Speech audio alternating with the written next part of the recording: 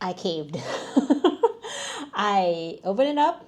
I'm gonna put the unboxing clip here, and then you can judge me all you want.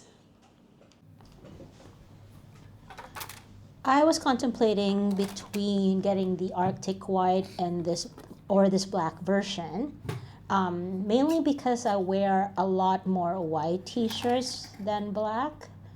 And so I thought that maybe the white one would make more sense. But I ended up getting the black one because that's what's available in store at JB Hi-Fi. The white version is only available online, so you'll need to get it delivered. And I am not someone who thrives in delayed gratification, so I went to the store and actually bought the black one.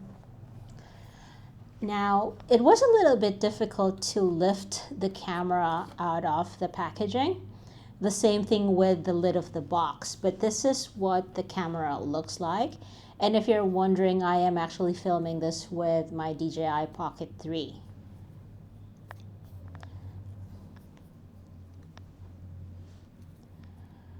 As I'm trying to lift the screen, I was looking for the unlock button because the Ace Pro had that. So there was a little bit more of security in making sure that the screen doesn't just pop open. Although it is a little bit difficult to pull up that screen.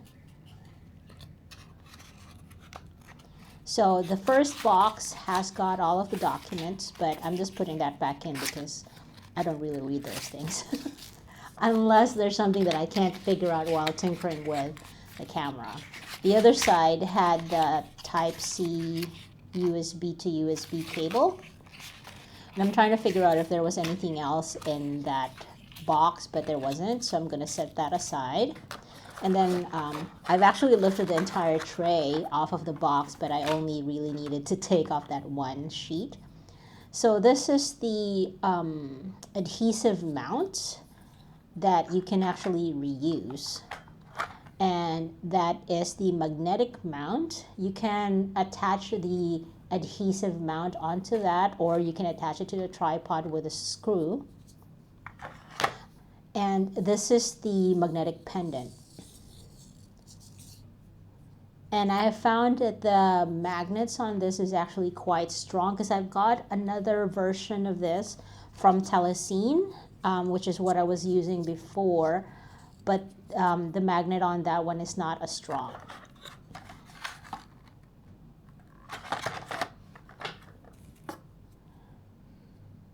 So I'm back to looking at the camera, trying to figure out a few things. And I almost forgot the Easy Clip accessory right there. I was trying to actually open that Easy Clip one, but it seems that that's not a thing. It was quite hard to pry that open to put it on my basketball cap. But here I am doing the most satisfying thing when opening a tech item, which is to take off the stickers. Now, this one is a pull tab for you to be able to get the camera out of the action pod. And I kind of wish that they've actually built in a pull tab on the camera, because to be honest, taking it out of the action pod, I've had to lift the lens, lift it through the lens, and I'm not sure if that's a good thing to be doing. Now I'm trying to set this up, and you have to hold it at a certain angle, otherwise the screen would be upside down. So it's asking me to connect it to the Insta360 app, which I already have because I have the X4. And the first thing that it does is to ask you to update the firmware. So I'm downloading the updated firmware, and then I'm going to transfer that onto the camera using Wi-Fi. One of my pet peeves with the Insta360 series of cameras is that you can't actually use it without activating it first. The DJI cameras, I know I've got the Action 3, I've got the Pocket 3, allows you to at least use it 5 times before having to activate it and permanently binding it to your account. Whereas the Insta360, you can't use the camera at all without activating it. So that's what I'm doing right now, is activating it, and now I'm able to actually scroll through the screen. It gives you, I am having so much difficulty pronouncing words with SCR, screen, scroll, screw. Anyways, I digress. So this is it. It's showing me now that it's linked to my phone. The first thing that I did was to turn on the jitter or anti-jitter effect. I'm also scrolling and then finding the flat profile because that's what I want to start filming in so that I can color grade my videos later on. I'm also choosing the mega view, so it's a wider field of view without the distortion, and trying to do my basic setup really. So I go into the screen and it's really just doing the tutorial. I wish you could skip that. So here I am getting the 4K 24 frames per second resolution, 16 by 9, also with the bit rate of high. And then I'm also choosing the stabilization as high. I'm not sure if I should put maximum. What would you guys do? So there, I've got that sorted out, and I am now trying out the magnetic pendant, peeling off that sticker.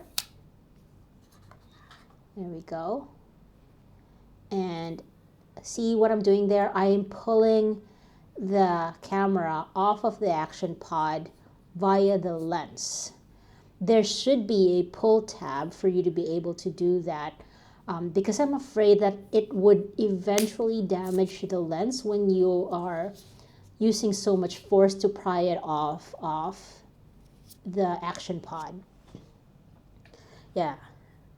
And now here we've got, I'm pairing it with my Find My app on my phone because that is one of the biggest selling point of this. With such a small camera, you do want to have that on just in case you misplace it. And more peeling of stickers, because why not? I always skip the stickers. I don't know why. I think it's because at the back of my mind, I'm thinking, just in case I have to return it, I want to be able to put it back in as much of the same way that I found it. Now, this is me testing out that flexible adhesive mount and not understanding why there is that case when you can't actually fit it into that. Okay. And this is now the magnetic mount. I was trying to see if there was some like screw that I needed to use to be able to bend that, but no, you just force it. I'm not sure I'm comfortable with how that was designed. But yeah, anyway, that's what those look like. And now again, you need to unlock that from the action pod and then pry it off using the lens guard and testing it on that easy clip.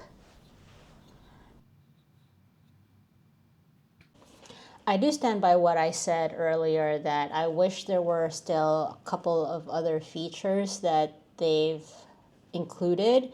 I don't know if it is something that they can fix with a firmware update.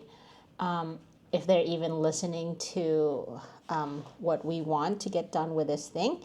But I hope they are. Now, yeah, I'm going to start using this because that's why I bought it. And then I will come back to you guys with sort of a vloggy video to show you what I was able to come up with this particular camera. I'll see you in the next one.